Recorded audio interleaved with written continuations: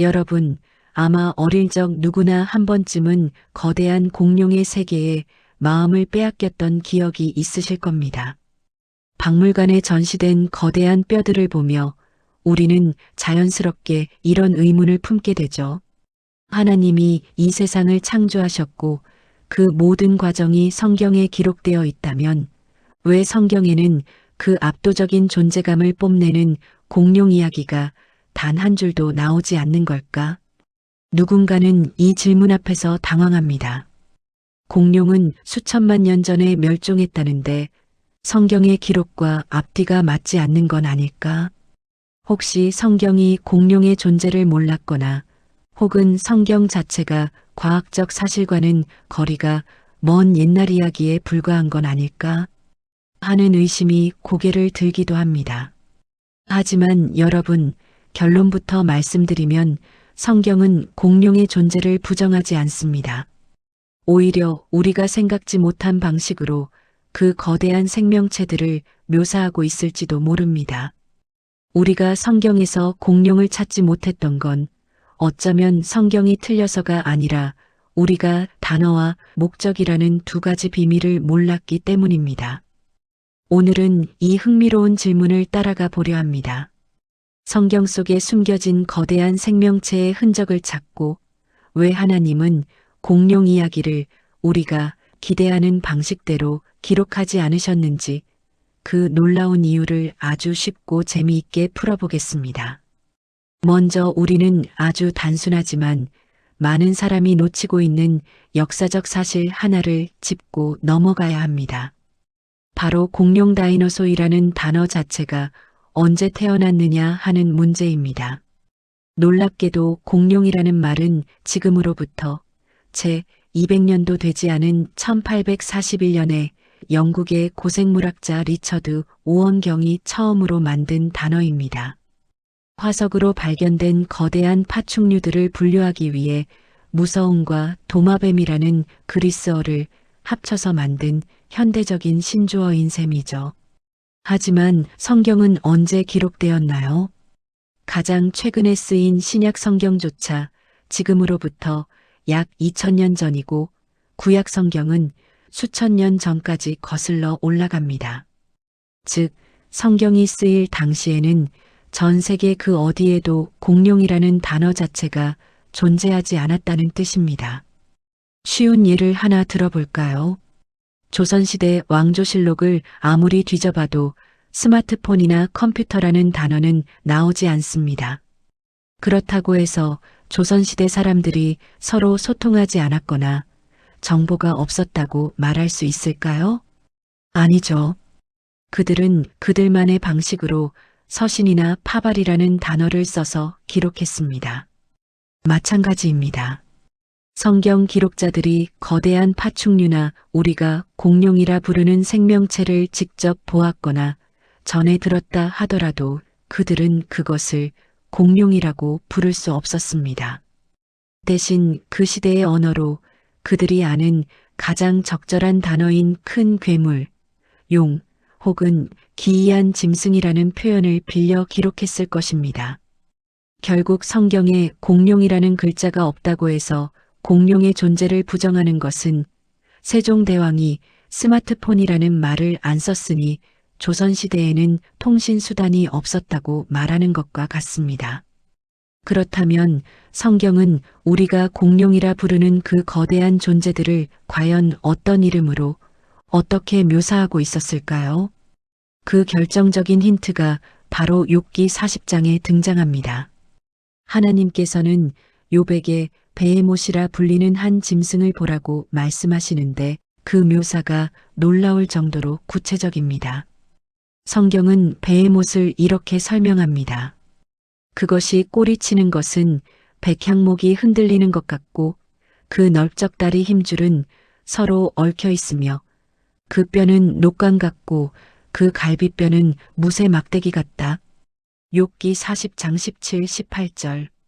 여기서 우리가 주목해야 할 단어는 바로 백향목 같은 꼬리입니다. 기존의 많은 성경 주석에서는 이 베헤못을 하마나 코끼리로 추측하곤 했습니다. 하지만 여러분, 한번 상상해 보세요.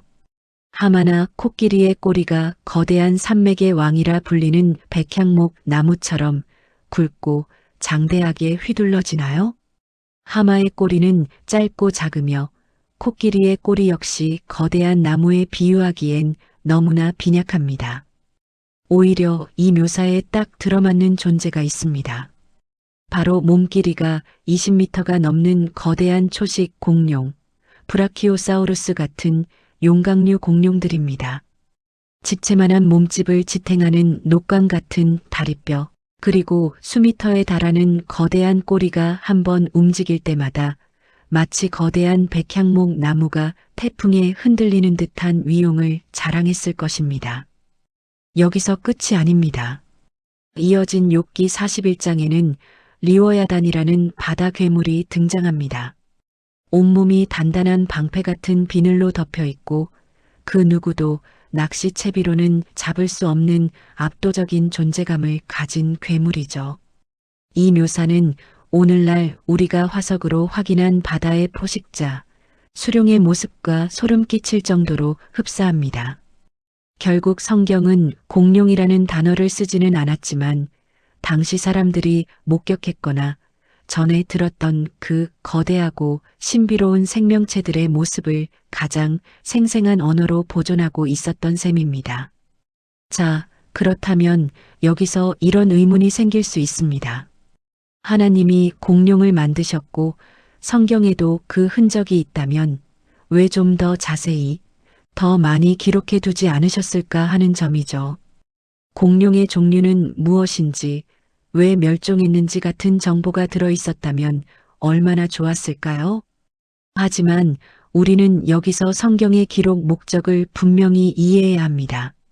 성경은 세상의 모든 지식을 담은 백과사전이나 동물의 종류를 나열한 생물학 도감 혹은 과학 교과서가 아니기 때문입니다. 우리가 편지를 쓸 때를 한번 생각해 보세요. 사랑하는 사람에게 편지를 쓴다면 그 편지의 목적은 사랑 고백이지 그날 먹은 음식의 영양 성분이나 주변 풍경의 지질학적 구조를 설명하는 것이 아닐 겁니다. 성경도 마찬가지입니다. 성경은 창조주 하나님이 인간에게 보내신 거대한 사랑의 편지입니다. 하나님이 누구신지, 그분이 우리를 얼마나 사랑하시는지, 그리고 죄에 빠진 우리가 어떻게 구원받을 수 있는지를 알려주는데 모든 초점이 맞춰져 있습니다. 하나님께서 욥에게 거대한 짐승 베헤못과 리워야단을 보여주신 이유도 공룡에 대한 정보를 주려 하심이 아니었습니다. 자, 보아라. 내가 보기엔 압도적이고 두려운 저 거대한 공룡조차 내가 만든 피조물일 뿐이다. 내가 저들까지 다스리는데 하물며 나의 형상대로 지은 너희를 내가 돌보지 않겠느냐? 라는 하나님의 위대함과 주권을 선포하기 위함이었습니다. 결국 성경이 공룡에 대해 침묵하거나 아주 짧게 언급한 이유는 공룡보다 훨씬 더 중요한 존재인 당신에 대해 이야기할 시간이 더 필요했기 때문입니다. 성경의 관심은 멸종된 과거의 공룡이 아니라 지금 살아 숨쉬며 하나님과 동행해야 할 바로 우리의 삶에 있습니다. 세상에는 우리가 가진 지식만으로는 다 이해할 수 없는 신비로운 존재들이 참 많습니다. 수천만 년 전 이 땅을 호령했던 거대한 공룡들 또한 그 신비 중 하나겠죠. 하지만 오늘 우리가 기억해야 할 가장 중요한 사실은 그 압도적인 공룡조차 하나님의 거대한 창조 계획 속에 있었던 일부일 뿐이라는 점입니다. 여러분, 한번 상상해 보세요.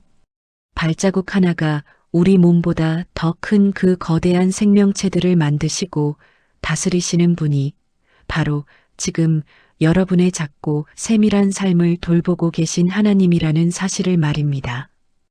우리가 때로는 삶의 거대한 문제 앞에 공룡 앞에 선 개미처럼 무력함을 느낄 때가 있습니다. 하지만 그 공룡보다 크시고 그 공룡을 만드신 분이 우리의 아버지가 되십니다.